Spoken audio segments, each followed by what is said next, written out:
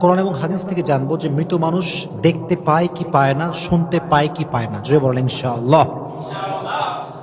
মৃতরা কিভাবে দেখে এবং শোনে? অনেকে আমাদের কাছে জানতে চায় যে হুজুর, আমাদের কেউ যখন মারা যায় তারা কি আমাদেরকে শুনতে পায়, তারা কি আমাদেরকে দেখতে পায়? This is the question a lot of people they have asked me. মনে করেন আপনার আব্বা মারা গিয়েছে, আপনার আব্বার ডেড বডি আপনার সামনে রাখা আছে, আপনি ভাবতেছেন যে আব্বা আমাকে শুনছে, আমাকে দেখছে, আপনি চিল্লাচ্ছেন, কথা বলছেন, আব্বাকে আপনি অনেক কিছু শুনতে চাচ্ছেন। আসলে কি আব্বা শুনতে পাচ্ছে কিনা, আপনার আম্মা শুনতে পাচ্ছে কিনা, দ্যাট ইজ দ্য কোয়েশ্চেন। আজকে আমরা কোরআন এবং হাদিস থেকে জানবো যে মৃত মানুষ দেখতে পায় কি পায় না, শুনতে পায় কি পায় না। জোরে বলেন ইনশাআল্লাহ।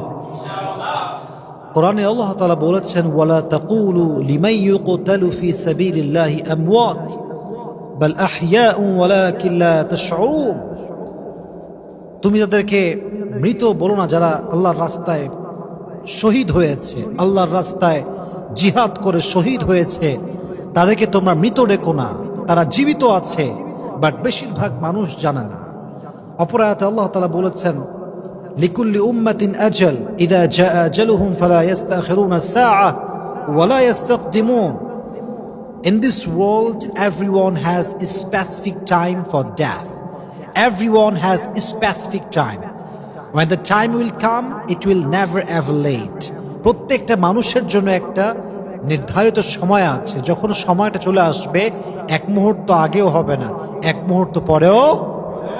তাহলে বোঝা গেল মৃত্যু অনিবার্য, কিন্তু কখন আসবে এটা আমরা কেউ জানি না। এখন কথা হচ্ছে, এই যে মৃত্যু যেহেতু আমাদের সবাইকে বরণ করতেই হবে, এই মৃত্যুর পরে একটা জগৎ আছে, জগৎটাকে বলা হয় পরকালের জগৎ। তবে যখন মানুষ মারা যায় তাই কবরস্থ করা হয়। কবরস্থ যখন করা হয় তখন তার যে জীবনটা শুরু হয় এটাকে বলা হয় হায়াতে বারজাখ। এটাকে বলা হয় কি? হায়াতে বারজাখ। তবে মানুষ যখনই মারা যায়, এখনই আমি মারা গেলাম, এখনই আমার বাবা মারা গেল, আপনার বাবা মারা গেল, মাথা রাখবেন, মানুষ মৃত্যুর সঙ্গে সঙ্গে যেমন তার চক্ষু এটা বন্ধ হয়ে যায়, তার চোখ আর দেখতে পায় না, তার পা আর চলতে পারে না, তার হাত আর কোনো কাজ করতে পারে না, পুরো বডিটা এটা কোনো কাজের থাকে না, এটা কোনো শক্তি থাকে না, এটার কোনো পাওয়ার থাকে না। Exactly to the same way মানুষের শ্রবণ শক্তিও লোপ পায়, শ্রবণ শক্তি থাকে না। এই জন্য আল্লাহ তাআলা বলছেন, ইন্নাল্লাহা ইউসমিউ মান ইয়াশা ওয়া মা আনতা বিমুসমিইন মান ফিল কুবুর। আল্লাহ যাকে চান তাকে শোনার শক্তি দান করেন, আর নবী হে আপনি কবরস্থ মানুষদেরকে শোনাতে পারবেন না। তার মানে বোঝা গেল মানুষ মৃত্যুর পরে শুনতে পায়। অপর আয়াতে আল্লাহ তাআলা বলছেন, ইন্নাকা লা তুসমিউল মাউতা। মৃত মানুষ শুনতে পায় না, মৃত মানুষের শ্রবণ শক্তি থাকে না, তাকে মানুষ যত কথাই বলুক না কেন সে কিছু শুনতে পায় না।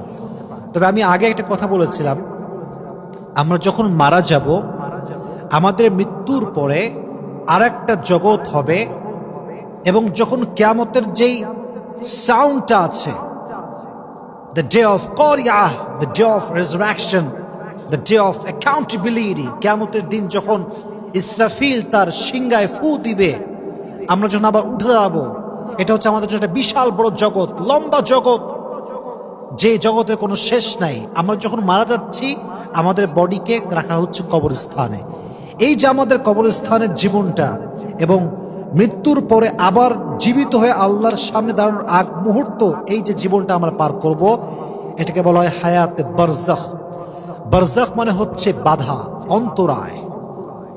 এটা এই জীবনে যখন মানুষ কবরে থাকে, হাদিসে এসেছে যখন কবরের পাশ দিয়ে কেউ হেঁটে যায় এবং সে যদি তার পূর্ব পরিচিত হয়, যখন সে তাকে সালাম পেশ করে, তার সালামের জবাব সে কবর থেকে দেয়। সুবহানাল্লাহ পড়েন।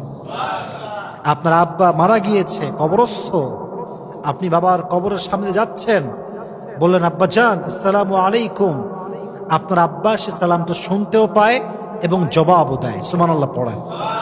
আর এক হাদিসে এসেছে, যখন কোনো মানুষ কবর থেকে কবরের পাশ দিয়ে হেঁটে যায় আর কবরের মুর্দাহ তার পরিচিত মানুষ হয়, পূর্ব পরিচিত হয়, যখন সে তাকে সালাম পেশ করে, আল্লাহ তাআলা সঙ্গে সঙ্গে তার রুহুটাকে কবরে ফিরিয়ে দেয়, ফলে সে শুনতে পায় এবং শুনে সে সালামের জবাবও দান করে। সুবহানাল্লাহ পড়েন। এই হাদিসের ব্যাখ্যায় এসেছে আল্লাহ তাআলা হচ্ছেন কাদেরে মতলক, সর্বশক্তিমান তিনি, যা চায় তাই করতে পারে, যা চান তাই করেন। তিনি কে? যেমন আল্লাহ তাআলা বলেছেন তাবারাকাল্লাযী বিয়াদিহিল মুলক ওয়া হুয়া আলা কুল্লি শাইইন কাদির। সমস্ত প্রশংসাই সত্তার জন্য, যিনি পুরো পৃথিবীর মালিক, যার হাতে পুরো পৃথিবীর রাজত্ব। and he is capable to do anything in the world, তিনি যা চায় তা করতে পারেন।